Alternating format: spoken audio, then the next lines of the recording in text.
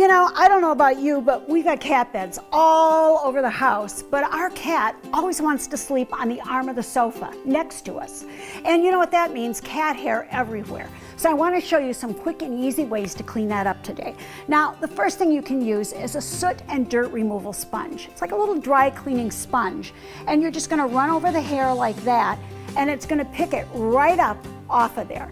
It's easy and it's quick. The sponge is washable, but you use it dry. The next thing you can use is a drier fabric softener sheet.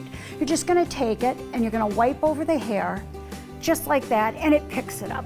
And it's anti-static, so it keeps it from spreading around.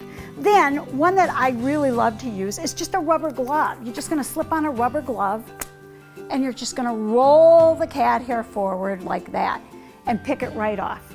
And then, last but not least, of course, the ever-present lint roller. Just roll it over and you've got it. But I always like to go back in with that rubber glove and just make one last pass down it to make sure that it's gone. Okay, let's go pet the cat. For additional information, check out my website at queenofclean.com. Follow me on Facebook and Twitter, and thanks for talking dirty with the Queen of Clean.